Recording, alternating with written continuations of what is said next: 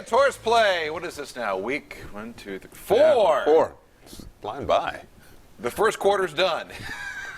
Well, here in the next 30 minutes. And then, I thought it was interesting. Coaches like to break down the season into quarters, you know, and Tony Dungy was a big fan of that. And so here we are, 4 games into the season. The first quarter's done, and I think they want to hit the reset button. Ooh, where's the reboot? Hit the reboot. Hey, Dave Furst here, Michael Grady. Brad Brown's going to join us. I think he's going to FaceTime in from the Dancing with the Stars watch party at 45 degrees. Ah, good spot. They got some drink specials there, and Connor Daly, I think, is the guest judge. Is he? Okay. So, Connor, I think, is still living with Hinch, or at least, well, he's living in Hinch's house. Is that okay? Okay. Yeah. The boy needs a job, clearly. So anyway, we'll have that. We'll kind of break things down. Welcome, Week 4 Horseplay, as the Colts lost yesterday in London, which was now about 18 hours ago or so, because it was at 9:30 this morning. Mm-hmm. What did you think about waking up and watching the Colts on Sunday morning? It's strange. West Coast style. That's right. Because when you live on the West Coast, yes, all that's the games kind of the norm. are at 10 a.m. Right. It's kind of the norm out there, so we got a little bit of a taste for that. Doesn't help that they, one, we have to wake up early, and then they don't look that good, so it's like, this is a waste of... I'm spending my Sunday morning slept in. What? Right, exactly. I woke up early for this? I'm missing church for this? Right. They hit the snooze button in the game, and I think a lot of Colts fans wish they would have hit the snooze button as well. All right, hit the giant graphic button. Here you go, in case you missed it. 30-27 was the final yesterday, as both teams are now 1-3. Luck, 27-42, 234 yards, 2 touchdowns. The Jags have 6 sacks. They racked up 13 hits on Andrew Luck. Penalties, we talked about that a little bit yesterday and throughout the course of the season, really. But the Colts have 7 penalties for 78 yards. Jacksonville penalized 11 times. By the way, you wonder just how proficient the Jaguars' defense is when it comes to sacks. They had 6 yesterday. Mm-hmm. How many did they have in the previous 3 games combined? 6. 6. They doubled their sack total, thanks to the Colts offensive line. I mean, there are so many things that this team needs to think about moving forward. Outside of the kicking game, everything needs improvement. Yeah, no doubt about it. Yeah, Adam Vinatieri has been just fine. His consecutive streak of field goals continues.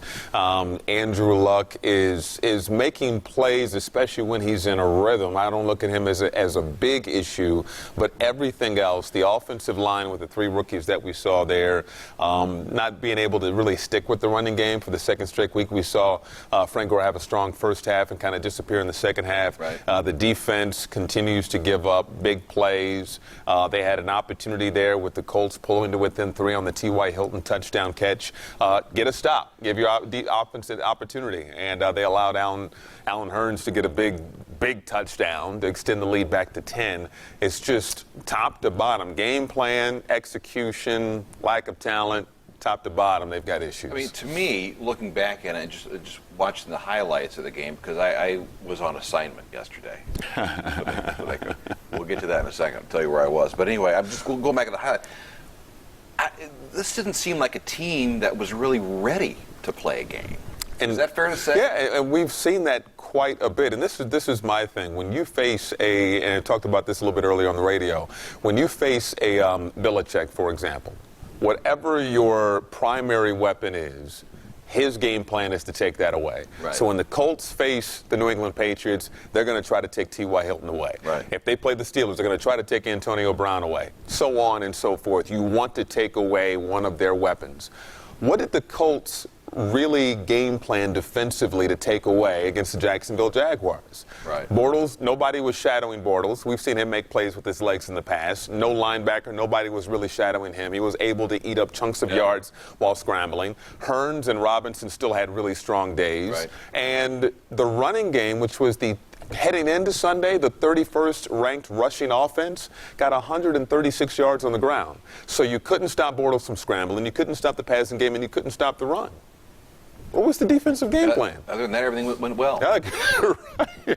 But I mean, I don't know if you can game plan defensively when you can't really do anything. Well, that's the thing. The strong suit was supposed to be the defensive backfield, and so they're not supposed to be a good running team. So you think you don't necessarily need to put up a defensive front to stop the run. You feel like you're okay there. Now you just want to stop the pass. Well, you couldn't stop the pass. And then what you were supposed to be able to do, stop the run, because that's an area that they're deficient, and you still couldn't even do that. So they're really the area that you thought was a strength going in the defensive backfield did not look like a strength against the Jaguars. I mean, you brought up Andrew Luck, and I think here's the thing for me: Luck needs help. He's not going to be this guy who's going to put on the Superman cape every Sunday and just spin wins out of some web. I mean, the dude needs help. Now, some of this, I think, goes back on Andrew. He's still making the quote-unquote boneheaded decisions out there. Yeah. And I think at $140 million, you would expect greatness. I don't think we're ever going to see true greatness. I think Andrew's who he is. Right. Well, I think he's going to give up the ball at least once or twice a game. He's a cerebral guy, and I think slowly but surely he'll figure it out. The problem is, and you started off talking about it, the fact that his margin for error is so small. Like, he has to be Superman in order for these guys to go out and win games. I just couldn't stop thinking about the Broncos a year ago. Manning had the worst season of his career. Right. The worst season of his career.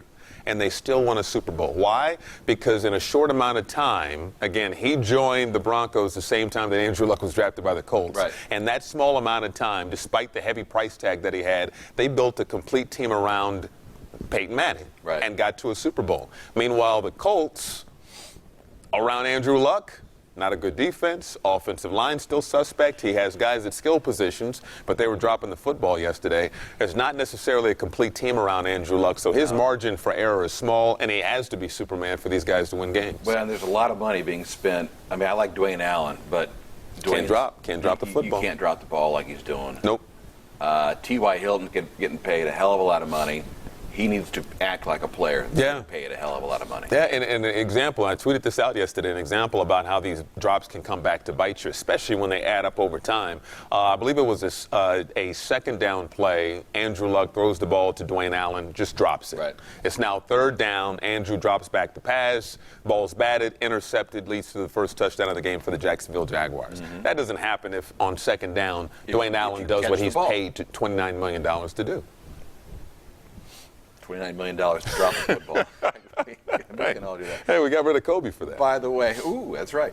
They got rid of Kobe. By the way, the comments are coming. This is the great thing about Facebook Live is you can comment, and there's a lot of talk about coaching changes and whatnot, and that can happen after games in London. We're going to talk about that here in a second. But let's go inside the numbers.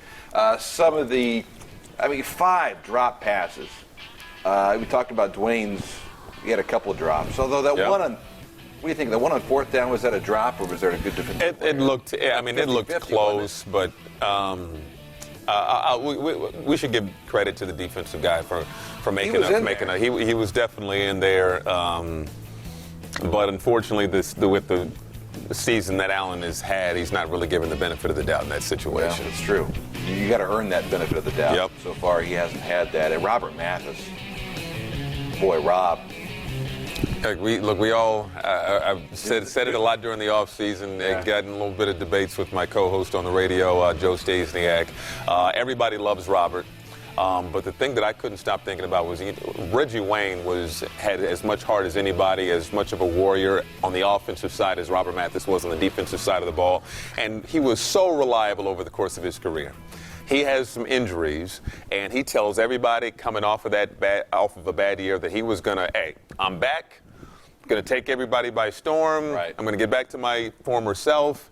And he couldn't do it. Father Time is undefeated. Robert Mathis, an incredible athlete, heck of a career, but coming off of an Achilles, also Father Time. He is he is at the bless his heart stage of his career, where he's close, but not quite able to get the sack. He's trying, but he just can't do what he used to do. Bless his heart. love that. If you're playing Pee-wee football, you're watching it, your grandmother's saying, bless his heart. That's right. That's right. I've never heard that in the NFL, though, but I really like that. Oh, bless He's getting up there and getting up there. Father Time undefeated. And Roberts come close. And it's just, and that's what, you say, well, he's getting close. Well, when you get old, that's what happens. You're a step slow and you don't get there anymore.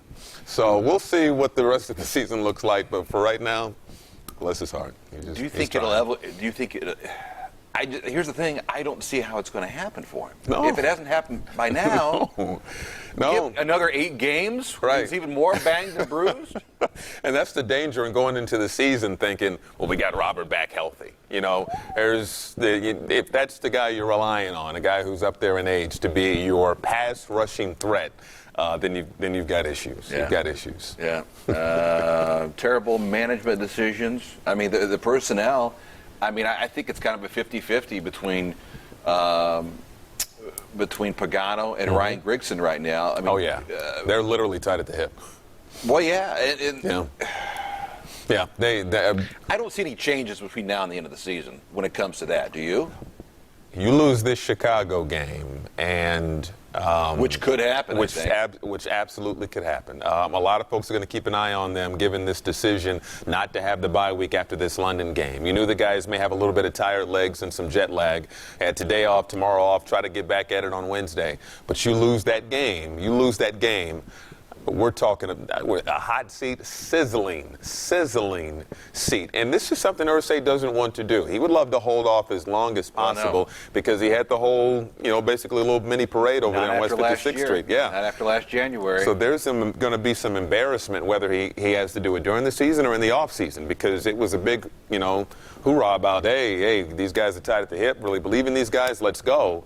And it's been a very disappointing start to the season for a team that had playoff aspirations. Where are we at here on the big show? Oh, let's hear from Chuck Pagano. Again, he had a news conference earlier today, and he talked about that plane ride back. I mean, think about if you're coming back from Jacksonville, it's a 2-hour plane ride. Right. You can kind of mull things over. I mean, to add a little salt to the wound, this is an 8-hour flight. All you got to do is think about exactly what happened in the game that happened previous. Here's Chuck Pagano from earlier today.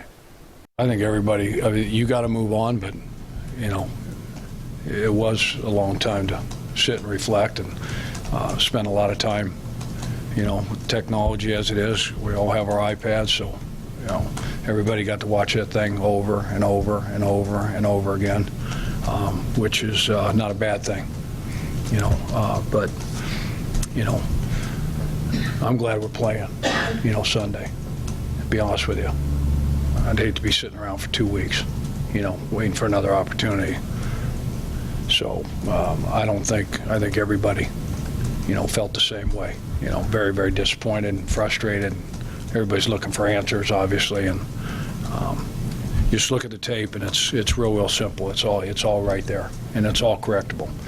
And we got the right guys to get this thing turned around, and we will get it turned around. Yeah, when I heard him say today that he had the right guys to turn it around, I'm thinking, boy, they got to hurry up and prove it. Yeah. Because so far they haven't proven they've got the right guys. Yeah, he's questioning that. He's going to say all the right things. Sure. And he's not going to throw any players under the bus in a situation like that, because once you do that, you lose the locker room. Then you got a real issue on your hands. Yeah, no doubt about it. And he's going to try to keep them all together and closely knit and try to get them back on the same page. But the problem is, you're not going to get any sympathy from Chicago. When the schedule gets tougher after that, you're not going to get any sympathy from those teams. It's going to be up to these guys to all of a sudden play with a sense of urgency and competitiveness. Jacksonville looked like the more desperate team. They look like the more desperate team on Sunday, and that's really unfortunate. And if you're their head coach, they are more desperate. Yeah, right. At least the coach is, yeah. Because let's take you into the most bizarre list you're going to see today. These are the list of coaches outside of Jacksonville. I mean, this never even happened to Jacksonville coach. These are the coaches who got fired after going to London and helping their franchise play a game over there.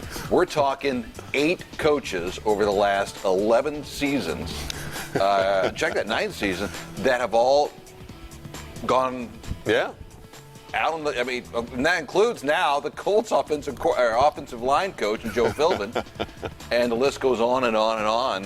Some guys that are frankly, quite popular. Yeah. That lost their job. So, are we talking about a ninth now in Chuck Pagano? It's certainly possible. It's up there. That's where this is heading. Yeah, it That's absolutely where this is is. heading. Worst start in the Pagano-Grigson era. Yep. They were going into this game against the Jaguars hoping to prove that they're closer to being 3-0 than they are 0-4. You can talk about each game as a play here or play there. It could go a different kind of way. And a lot of folks are saying, look, without that, great play from T.Y. Hilton throughout the game against the San Diego Chargers, this could be an 0-3 team heading into that game with the Jacksonville Jaguars. But they were out to prove, no. Actually, a play here in the Detroit game, we win that one. Better execution in the second half against the Broncos. Maybe we could steal a game there. No, we're closer to 3-0. No, well, after the game, it proved no, they're closer to 0-4. I still like Bill Parcells' line. You are what the record says you are. That's exactly right. And if you would tell me that this team was 4-0, I wouldn't believe it. No. This is definitely a 1-3 team. That's what I think a lot of fans are wrestling with, and we talked about this in the 6 o'clock hour. Is this a good team that's playing bad, or is this simply a bad team? All the mistakes that you're seeing on the field are characteristics of a bad football team. So are these guys underperforming, or are they really that bad? And that's what folks are kind of wrestling with right now. I mean, the list is long, and we joked at our list we had at 6 o'clock. Oh, yeah. But I mean, the play calling needs to improve. Yeah. I mean, and one of the things that came up today with Chuck was whether or not they need to do more no huddle, and which sounds good on paper, but here's the thing: you've got 3 rookie offensive linemen out there that have probably never have done such a. I mean, a couple of guys haven't for sure. It's easier said than done, I think. But to your point earlier, when luck gets in rhythm. Yeah. I mean, you almost have to dictate what the offensive play calling is based around whether or not your quarterback's in rhythm. Yeah, and absolutely. And I think it helps Andrew get into a little bit more of a rhythm. And I think the team is playing with a sense of urgency when they're playing with the no huddle. With the offensive line, it is easier to pass block in tempo. It's very advantageous to the offense. And Reggie Wayne sent some tweets out during the game yesterday saying there's a reason why Luck has 15 fourth quarter comebacks. It's the tempo. It's the no huddle offense. Right. And he gave some reasons why it's beneficial. And so you're keeping the opposition on their heels. They can't really have any substitutions. Pagano brought up today that, But you got to make sure offensively you have the right personnel out there. Right. But that's why you practice it. That's why you practice it. If you're in rhythm, you have guys who are ready to check into the field. Now, they check in. That gives the defense an opportunity to check guys, but you can still keep the tempo up and going. And so that's when they look like they're at their best. And so that seems kind of like a no-brainer. Right. Well, after 4.5 seasons with Luck, you can tell when they were running no huddle, he just seems more comfortable. Absolutely. And when they played the slowdown offense, they had 6 points. Tempo, 21 points in the game yesterday. So tempo is something that they need to go with. The 4th and 1 call was another thing that a lot of folks were so what did you questioning. Did you go back and look at it? It didn't seem, as far as I don't know. To me, I don't know if Luck would have made it. I think he could have. He would have made it, but he would have taken a beat. He would have taken a beating getting there, and that's obviously on his mind. We've seen quite a number of times in these first 4 games where you can just tell the wheels are turning. Right. Like I should do this. Right. I should throw it out of bounds, as opposed to no, I need to take off with it. So he's still fighting that. As far as the decision not to have Frank Gore on the field, that's a whole other thing. You'd like to have the defense guessing as far as what are you going to do when you're lining up in a 4th and 1 situation, and with Frank Gore not out there, Jacksonville knew exactly what they were going to do. 54 games now, 54 straight games, the Colts have yet to have a 100-yard rusher. 54 straight games. And they've been on pace in the first half. They just haven't been able to stick with it. Yeah, the last 2, you're thinking, okay, this is it. This is it. Yes. You start going through the media guide. When the last time? No. I wonder what Big Ballard's doing these days. Yes, that's the last guy. I wonder what Big Ballard's doing these days. I've lost the. I think it's up at the. What am I hitting on this? I'm trying to bring up your questions and comments, and they've been outstanding. There it is. Oh, Facebook Live, right there. Is that it? There you hit. Thank goodness. We really should have had a rehearsal for this. There, it'll reset. Hey, there it goes. we're Okay, coming very back. good. There we go. Anyway, some of the comments. A lot of, boy, Chuck and Ryan. It's a lot of that going on. Yeah. It's lack of talent right now, and it's also, and that goes back to using the comparison with the Denver Broncos as far as making sure you have the talent, and that was what's supposed to be probably the number one difference we were able to see between the Colts of the Peyton Manning era versus the Colts of the Andrew Luck era. In the Peyton Manning era, it seemed like that team was offense heavy, defense kind of an afterthought, but you were able to get guys like Dwight Freeney, Mathis, Bob Sanders, and guys that were opportunistic and able to make plays out there. But they put up big-time numbers, Star Wars numbers, but you only had one championship. Right. Well, this new era was supposed to be, okay, complete team. We don't want to put it all on the quarterback's shoulders, and we're in, year 5 of this, and it's all on Andrew Luck's shoulders. That's the thing. This is year 5. Yeah. 5, yeah. This is his prime. When I say this is Andrew Luck's prime years. Right. Right. You know? Right. And there's no sign that they're taking a step forward in building a complete team around him. And that's the concern. That's disconcerting if you're the owner that's signing a lot of paychecks. Yeah. This is on him too. That's why I just don't think by the time 2018 or 2017 rolls around, there's going to be a new regime, I think. Yeah. It almost feels like there's just no way around this. Yeah, I think. this is Irsay's made it clear, and we go on what he says. He's made it clear he wants multiple championships, not a championship, multiple championships. Well, you're 5 years in. How close are you? You got to the AFC Championship game once. Which is a prime example of so close but yet so far away because you were just beat down in that game. But you did get there. Let's go back to changing the offense to suit Andrew Luck a little bit. Again, that was something that was brought up at the news conference. Chuck Pagano on going no huddle a little bit more here in 2016. I think, what Andrew, is talking about is no different than, anybody else, in there. We're all accountable. And the expectations are what they are. And so it always comes back to, our preparation, as a staff, our preparation as players, and being as prepared as we possibly can, doing the right things, throughout the week to get yourself as best prepared to go play and play early. Plans were good. We didn't execute, early, and we didn't make plays early, and again, there's some good things, here and there, but we held the ball offensively. We had the ball for 18 minutes in the first half. We ran 33 plays, but only came up with 6 points to show for it. But you got the ball 1st and 10 on the plus 25-yard line, and you take a sack, and then it's 2nd and 20. You can't overcome it. You got to settle for a field goal there. First drive you have an opportunity, and it's a missed opportunity there on 3rd and 2. You don't execute. So there's you got a 3rd and 1 situation early on. I think the 4th drive down in their territory. We got a great play set up, and we have a false start penalty and go to 3rd and 6 and don't convert and end up having to settle for a field goal there. So moved the ball. Frank ran the ball well, but again, we need to be better. We all need to be better, and we will. I love this comment. Rick Hunt writes in, throw a tablet, get mad, do something. Let's say the same things over and over. Was that was Belichick that threw a tablet yesterday, wasn't it? Was it? Did he? Yeah, no, I think he went over and gave it an A.J. Foyt. Makes sense. Yeah, so disappointing. I don't know. I would like a refund on my new Colts shirt, or Goodwill might accept it. Writes in Pat Burgess.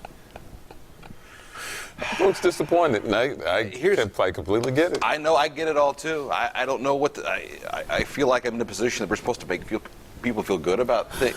You can't do it. No. I don't know how it's going to change. And, okay, in full disclosure, I was up at Soldier Field because I was watching the Colts game on my phone and watching the beginning of the Bears game. And the Bears came back. They looked pretty decent Sunday. So getting back to the point, there's a really good chance that Brian Hoyer and the Bears are going to come in. Yeah. They got some momentum after that win over Detroit. See, there's no reason why they can't come in here and beat these guys. It's funny, things change in just a week, and there will be a lot of Bears fans coming to town. Oh, man. And after the San Diego game, you're thinking, okay, well, you got this trip to London. You're not going to take the bye week, but, man, you have an 0-3 team in London, and then after that you have a 0-3 at the time an 0-3 team in the Chicago Bears. Fast forward to today. You don't look good against the Jaguars. You lose that game. You can't go back to Roger Goodell and go, oh, about that bye week. And any way we can do it? No. Too late to take the week off. Right. No. So you got a little bit jet lagged this week. You're going to have some tired legs. You'll be at home, and the crowd should give you some energy. But like I said, there'll be a lot of Bears fans in the crowd, and the Bears are coming off of their first win of the season. They have a little bit of momentum. And so this will not be a cakewalk for the Colts. There isn't a single game on the schedule that's going to be a cakewalk. The Houston Texans are at the top of the division for sure. They just beat the Tennessee Titans, and Tennessee played them tough throughout that game. Yeah. So there are no cakewalks in the AFC South, and so the Colts literally have to show us something. I guess, if there's any hope for anything this year, it's that Houston, I can't throw my money on Houston at all to win a division. The only reason you can is because the Colts are in that division, the Titans are in the division, and the Jaguars are in the division. They may not run away with it per se. I guess that's my point. I don't think they're going to run away with this thing. And so if that's the case, then if the Colts string together a couple wins, then they still got a shot. That's how bad this division is. But the tough part is string together in a couple of wins. That still goes back to that. You have to string together the wins, and they have to prove that they can do that. Now, if we're to go in a positive direction, you're going to get Denzel Good back. You're going to get Wrights back. Hopefully, that's going to be this week. I think Yeah. Art Jones is going to be back. Who? Art? Oh yeah. Remember Art Jones? The 4-game PED suspension. Out of the way. Show him something, right? That guy's coming. If nothing else, he's a great talker. He is a really good Wednesday, we go in the locker room, we all go to Art Jones. He'll be happy to be back, and so we'll see whether or not he's been able to stay in any kind of shape and how soon they're going to get him back on the field. I think the offense is really missing Dante Moncrief. He's a guy who's a physical wide receiver. And I think T.Y. Hilton's missing Dante Moncrief. Oh, absolutely. And Andrew Luck he's turned into a favorite target for Andrew Luck. He's a guy who's got reliable hands. He's physical, and he knows how to get up and run open, runs good routes, and so when he's not out there, you're with Philip Dorsett, who had a great touchdown in the game yesterday, but he's still young and learning, and Chester Rogers is still learning. You don't know what you're going to get with Chester Rogers. Right. Nice kid. He looks good out there at times. And Moncrief's not old, but he's he's a vet, out there, so he's a reliable guy that you can throw out there. Andrew Luck's a veteran out there by now. Right, exactly. So you get two big pieces out on your offensive line, which helps you because you're no longer going to have three rookies on your offensive line. Costanzo's a whole other story. He's still got to get his mind right. Talk about guys that are getting paid a lot of money. Yeah. And have not performed.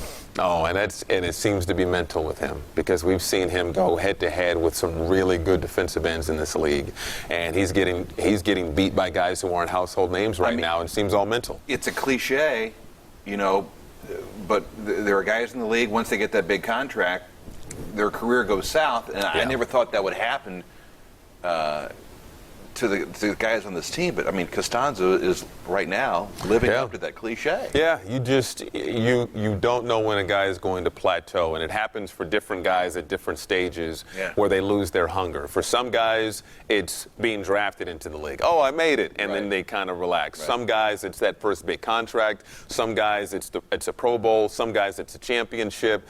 They're hungry to a point, and then they just kind of, I did it, I made it. I've reached Costanzo, he's just a shell of his former No, result and at this point. And that's if you have a left tackle who's a shell of himself, quarterback, look out. Look out, QB. That's not good. Tariq Lynn's not coming through that door anytime soon. No, he's not. Bail you out. They take him, though. All right, so getting back to Chicago, this was during a timeout in the game. I just look up, and all of a sudden I see a guy in a gorilla outfit running around the middle of the field. I'm not even sure what. I mean, look at this. Look at this doink. I'm like, really? Yeah. I like how He did the T.Y. Hilton the slide. Lions players just kind of looking at him like, what? They didn't even make an effort to tackle this guy. No, which is, kind of crystallizes the whole Lions game against Chicago. But anyway. This guy, by the way, I think is still in jail. He's got to post a $250,000 bond just for being an idiot. $250,000. It's not worth it. No. It's not worth it. You go viral for 5 minutes and then you're forgotten about. So, all congratulations. Right. So we're back at it again next Monday at 8 o'clock. Hopefully we're talking about a win, but I think this Bears game is going to be. Oh, I tell you what, this thing could go either. Look, one of either direction. And I think we'll know a hell of a lot more next Monday. Yeah, you're 100% right. And this is the. I've had debates with folks on whether they think Irsay would ever pull the trigger during the regular season. That's not something that he wants to do. And as we mentioned earlier, especially after the hoopla of that off-season press conference and bringing these guys back, we're gonna, one big hug. We love each other. Yeah, all that, but. The scenario that you could see, Chicago coming to Lucas Oil Stadium, taking that game when the building could be 60-40, 50-50. I mean, it could be, there will be a lot of Bears fans.